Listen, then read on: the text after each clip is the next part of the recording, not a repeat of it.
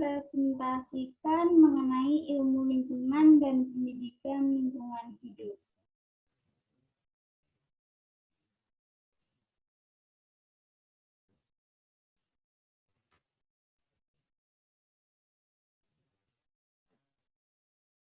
Sebelum masuk ke materi, perkenalkan kami dari kelompok 1 dari IPA 1. Yang pertama ada Dewi Tri Lestari dengan NPM 20103030011. Kemudian yang kedua ada Sabila Khairina dengan NPM 20103030056. Dan yang terakhir saya sendiri yaitu Niken Apriliana Wulandari dengan NPM 20103031116.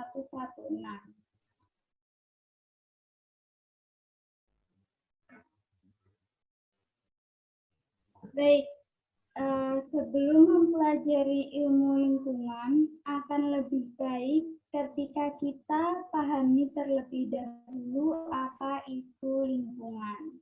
Nah, lingkungan merupakan tempat hidup semua makhluk hidup di bumi. Lingkungan terjadi karena adanya hubungan timbal balik antara organisme-organisme hidup tertentu yang membentuk suatu keseimbangan tertentu. Nah, beberapa contoh dari komponen lingkungan adalah air, udara, tanah, dan sebagainya. Suhu udara yang panas dan lembab dapat membuat kita gerah.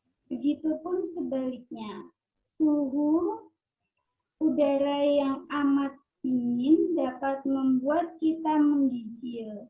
Bukan hanya suhu, kualitas udara yang lain misalnya seperti kandungan gas dan partikel-partikel di dalamnya juga mempengaruhi kelangsungan hidup makhluk hidup.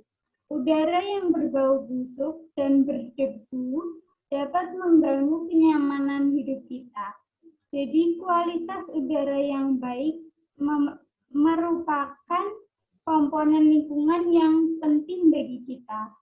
Air juga merupakan komponen lingkungan kita karena kualitas dan kuantitas air mempengaruhi hidup kita. Air yang bersih dapat menjadi minuman yang menyehatkan. Begitu pula sebaliknya, air yang kotor dapat mendatangkan penyakit. Nah, kemudian mengenai lingkungan hidup.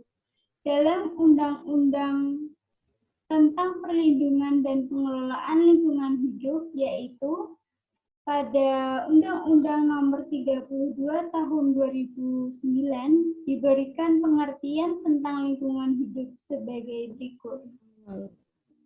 Lingkungan hidup merupakan kesatuan ruang dengan semua benda, daya, keadaan, dan makhluk hidup termasuk manusia dan perilakunya yang mempengaruhi kelangsungan kehidupan dan kesejahteraan manusia serta makhluk hidup lain.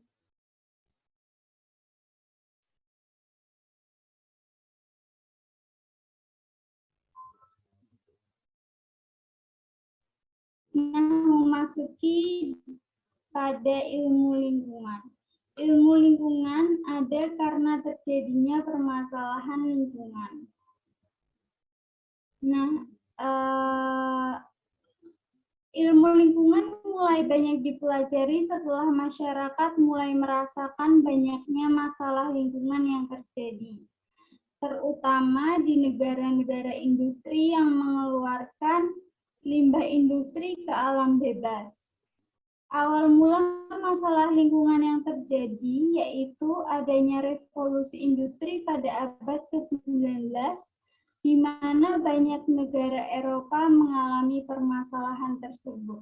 Contohnya pencemaran udara yang ada di Inggris, tepatnya ada di Bristol, yang menyebabkan pesawat tidak dapat lepas landas di bandara karena di sekitar bandara daerah Bristol tersebut ditutupi kabut asap yang tebal dari industri yang menggunakan batu bara sebagai bahan bakar. Kemudian ada pula munculnya penyakit Minamata atau Minamata disease yang terjadi di Teluk Minamata, Jepang. Penyakit tersebut merupakan penyakit kelainan saraf yang sering terjadi pada bayi-bayi. Penyakit tersebut disebabkan karena lingkungan air yang tercemar logam merkuri yang kemudian diserap oleh fitoplankton yang pada dasarnya menjadi sumber pangan ikan-ikan di laut. Kemudian pada abad ke-20, masalah lingkungan juga terjadi di Indonesia.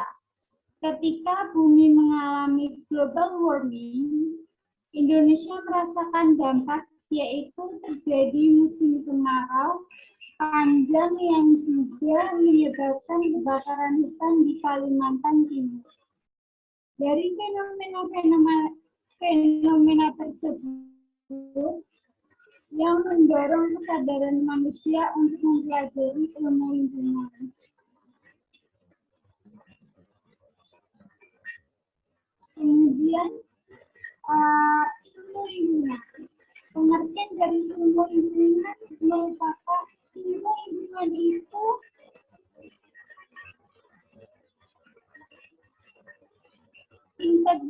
merupakan integrasi berbagai ilmu seperti ekologi, biologi, sosiologi, klimatologi, hidrologi, dan sebagainya. Nah, ilmu lingkungan itu yang mempelajari hubungan makhluk hidup dengan makhluk hidup lain atau makhluk hidup dengan lingkungannya. Kemudian, ilmu lingkungan merupakan cabang ilmu yang multidisiplin, maka setiap ilmuwan yang memiliki latar belakang pendidikan tertentu dapat membuat spesifikasi sesuai dengan latar belakang bidang ilmunya. Seperti halnya ilmuwan yang berlatar belakang ilmu kesehatan, mengembangkan bidang ilmu kesehatan lingkungan yang mempelajari kualitas lingkungan dengan kesehatan manusia. Ilmuwan yang berlatar belakang ilmu kimia tepat dalam kimia lingkungan, misalnya mengenai pencemaran. Ini berarti ilmu lingkungan mengintegrasikan berbagai ilmu yang mempelajari hubungan antara jasad hidup termasuk manusia dan lingkungannya. Ilmuwan yang berlatar belakang ilmu kimia tertarik mendalami kimia lingkungan, misalnya mengenai pencemaran. Ini berarti ilmu lingkungan mengintegrasikan berbagai ilmu yang mempelajari hubungan antara jasad hidup termasuk manusia dan lingkungannya. Di dalamnya berbagai disiplin ilmu seperti sosiologi, epidemiologi, kesehatan masyarakat, planologi, geografi, ekonomi, meteorologi, hidrologi, bahkan pertanian, kehutanan, perikanan, dan peternakan dipandang dalam suatu ruang serta perspektif yang luas dan saling berkaitan. Nah, oleh karena itu, ilmu lingkungan merupakan titik pertemuan antara ilmu murni dan ilmu terapan. Ilmu lingkungan tidak dapat terlepas dengan ekologi, karena ilmu lingkungan menjadi bagian dari ekologi. Nah, dari bahasa Yunani, ekologi berasal dari kata oikos yang berarti tempat hidup dan logos yang berarti ilmu. Jadi, ekologi merupakan ilmu yang mempelajari tentang habitat makhluk hidup yang berupa lingkungan. Nah, ekologi merupakan ilmu murni yang dapat digunakan untuk mengatasi permasalahan yang praktis dan bersifat penerapan. Ilmu lingkungan dikembangkan karena adanya peningkatan program pembangunan yang banyak memanfaatkan sumber daya alam. Di samping itu, terdapat dampak positif maupun dampak negatif yang ditimbulkan bagi lingkungan yang dapat menunjang kelangsungan makhluk hidup.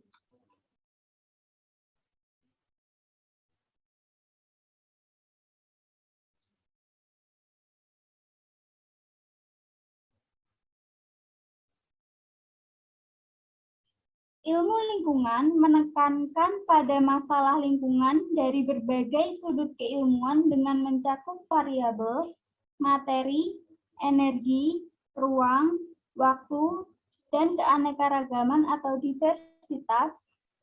Adapun batasan ilmu lingkungan menurut Miller sebagai berikut. Yang pertama yaitu ada individu. Individu merupakan satu kesatuan genetik yang sama. Kemudian yang kedua ada populasi. Populasi merupakan sekumpulan individu dari jenis yang sama dalam suatu tempat dan waktu. Yang ketiga ada komunitas. Komunitas merupakan populasi yang menempati suatu daerah tertentu atau disebut juga dengan biozon. Yang keempat yaitu ekosistem.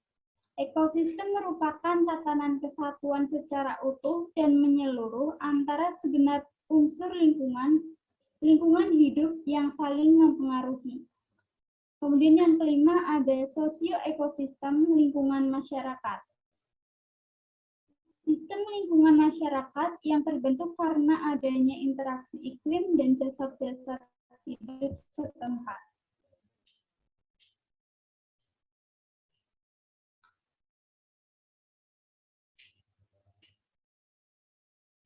Yang selanjutnya yaitu mengenai ekologi sebagai dasar ilmu lingkungan. Seperti yang sudah disinggung di awal, bahwa ilmu lingkungan tidak dapat terlepas dari ekologi. Ekologi dalam bahasa Yunani berasalkan dari katanya yaitu oikos dan logos, merupakan ilmu yang mempelajari tentang bagaimana makhluk hidup berinteraksi dengan lingkungannya secara biologis dan fisik. Nah, secara lingkungan biologis dan fisik ini merupakan habitatnya dalam menjalankan kehidupan dan bagaimana interaksi tersebut mempengaruhi distribusi dan kelimpahan suatu jenis makhluk hidup. Ekologi terdapat beberapa tingkatan. Yang pertama yaitu ekologi organisme yang mempelajari tentang perilaku jenis makhluk hidup tertentu, cara bergerak, tumbuh, mencari makan, berkembang biak, dan berinteraksi dengan lingkungan tempat tinggalnya. Kemudian yang kedua ada ekologi populasi. Ekologi populasi ini mempelajari tentang dinamika populasi di dalam suatu ekosistem. Jumlah populasi tidak selalu tetap, terkadang naik dan juga bisa turun, atau kisarannya tetap. Nah, biasanya ini jumlah populasinya bergantung dari daya dukung lingkungan tempat tinggalnya. Nah, jika daya dukungnya cukup baik, maka jumlah populasi juga akan meningkat.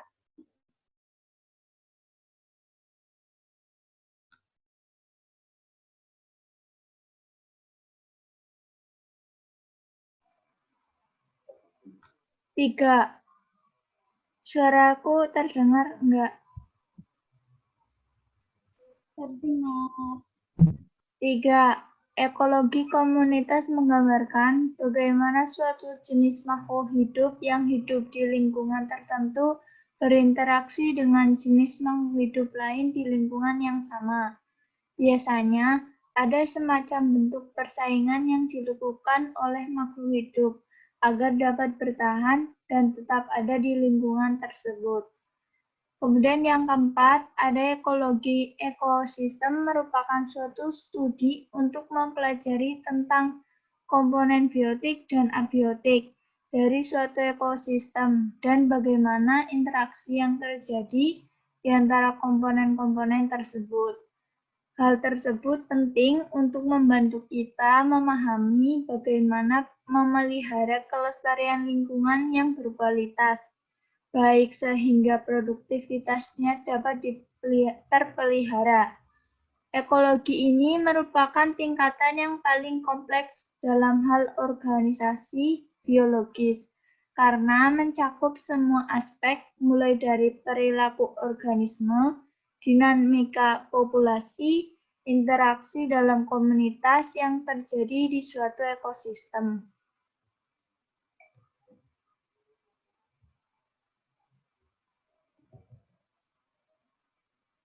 Pendidikan lingkungan hidup.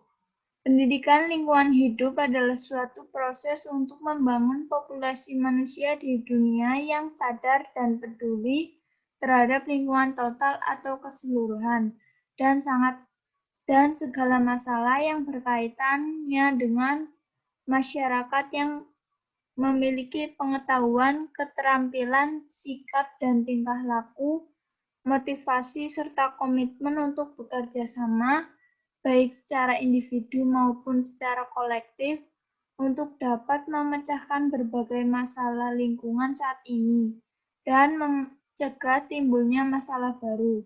Menurut UNESCO, Deklarasi Tbilisi 1977. Pendidikan lingkungan hidup merupakan upaya mengubah perilaku dan sikap yang dilakukan oleh berbagai pihak atau elemen masyarakat yang untuk meningkatkan pengetahuan, keterampilan, dan kesadaran masyarakat tentang nilai-nilai lingkungan dan isu permasalahan lingkungan yang pada akhirnya dapat menggerakkan masyarakat untuk berperan aktif dalam upaya pelestarian dan keselamatan lingkungan untuk kepentingan generasi sekarang dan yang akan datang. Pendidikan lingkungan hidup mempelajari permasalahan lingkungan.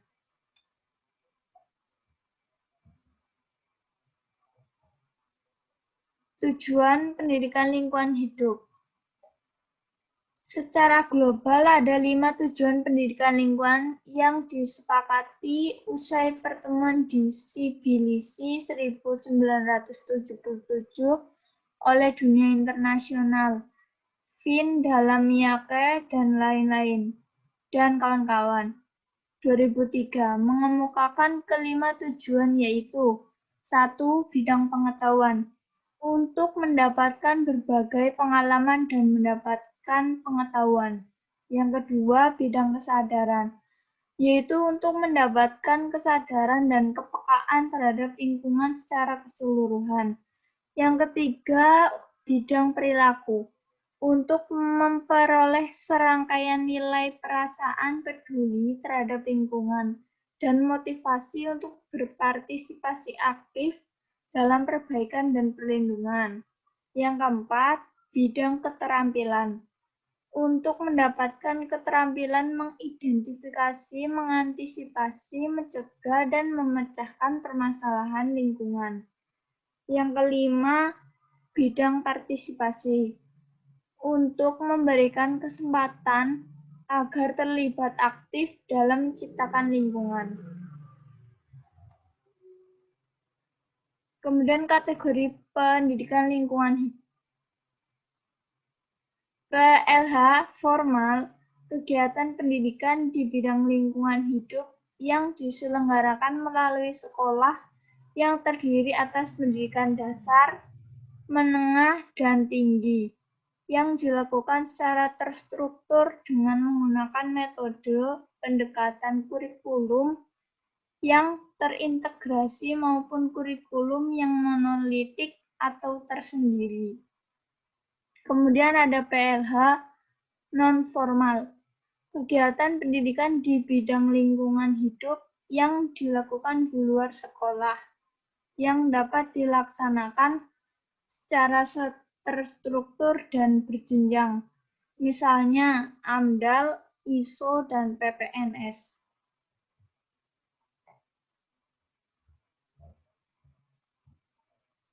Kemudian pendidikan ruang lingkup pendidikan lingkungan hidup. Aspek penting yang diterapkan dalam pembelajaran PLH adalah kognitif dan afektif. Aspek kognitif meliputi proses pemahaman dan menjaga keseimbangan aspek-aspek yang lain. Materi PLH harus diberikan sebagai materi yang harus diketahui dan dipahami oleh mahasiswa. Selanjutnya, dikembangkan sendiri oleh mahasiswa. Aspek afektif yang dapat diterapkan dalam PLH meliputi tingkah laku, nilai dan komitmen yang diperlukan untuk membangun masyarakat yang berkelanjutan atau sustainable. Dalam PLH perlu diberikan kesempatan kepada mahasiswa untuk membangun keterampilan yang dapat meningkatkan kemampuan memecahkan masalah.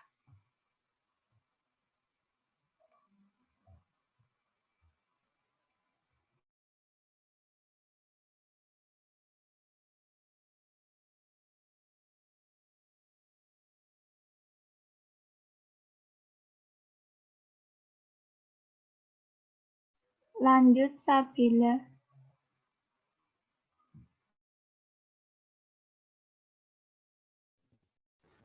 Prinsip pendidikan lingkungan hidup. Yang pertama, mempertimbangkan lingkungan sebagai suatu totalitas alami dan buatan. Bentar. Tak ulangi sebentar.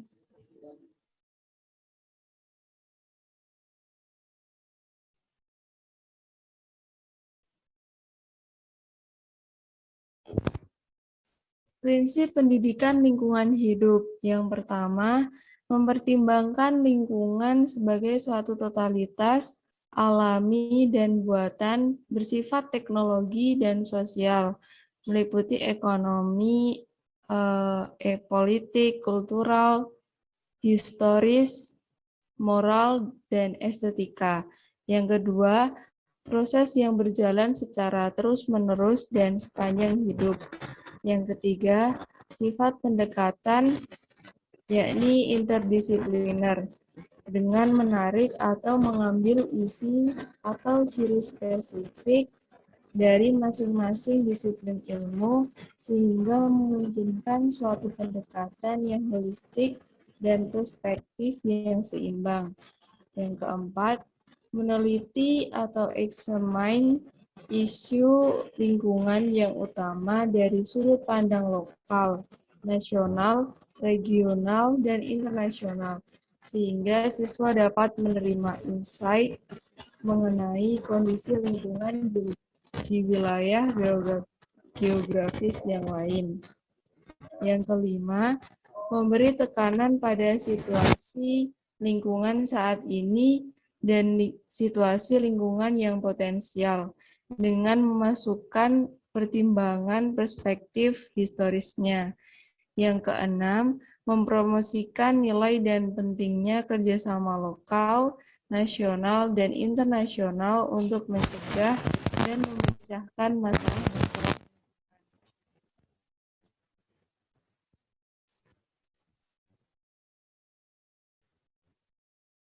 Next.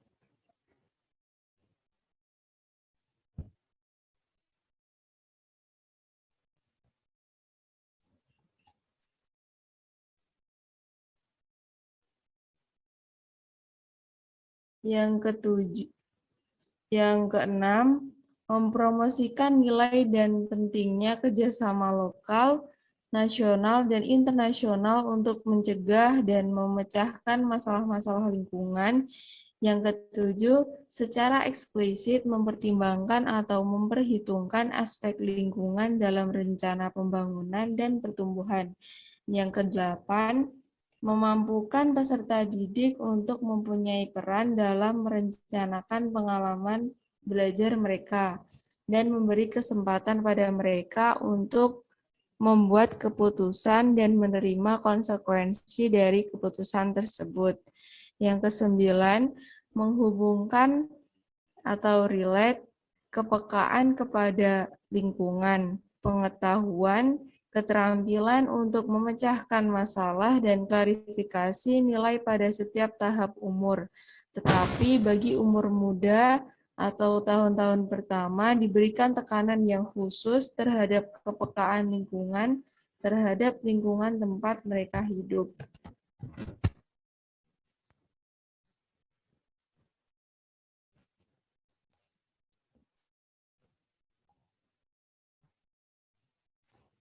Yang ke-10, membantu peserta didik untuk menemukan atau discover gejala-gejala dan penyebab dari masalah lingkungan. Yang ke-11, memberi tekanan mengenai kompleksitas masalah lingkungan sehingga diperlukan kemampuan untuk berpikir secara kritis dengan keterampilan untuk memecahkan masalah. Yang ke-12, yang terakhir, memanfaatkan beraneka ragam situasi pembelajaran atau learning environment dan berbagai pendekatan dalam pembelajaran mengenai dan dari lingkungan dengan tekanan yang kuat pada kegiatan-kegiatan yang sifatnya praktis dan memberikan pengalaman secara langsung atau first hand experience.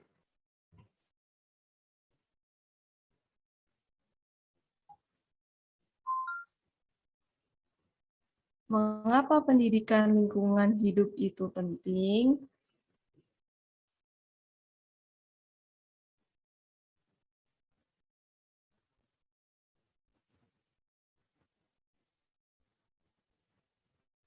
Pentingnya PLH.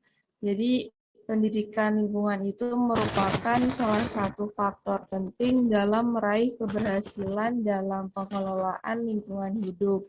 Juga menjadi sarana yang sangat penting dalam menghasilkan sumber daya manusia yang dapat melaksanakan prinsip pembangunan berkelanjutan. Jadi, pendidikan lingkungan hidup diperlukan untuk dapat mengelola secara bijaksana sumber daya kita dan menumbuhkan rasa tanggung jawab terhadap kepentingan generasi yang akan datang. Diperlukan pengetahuan, sikap, dan keterampilan atau perilaku yang membuat sumber daya kita tetap dapat dimanfaatkan secara lestari atau dapat dimanfaatkan secara berkelanjutan atau sustainable use. Di sini ada closing statement dari kelompok kami. It's our collective and individual responsibility to preserve and tend to the world in which we are alive. Take care of the earth and it will take care of you. Thanks. Mohon maaf apabila ada kurangnya dari presentasi kami. Wassalamualaikum warahmatullahi wabarakatuh.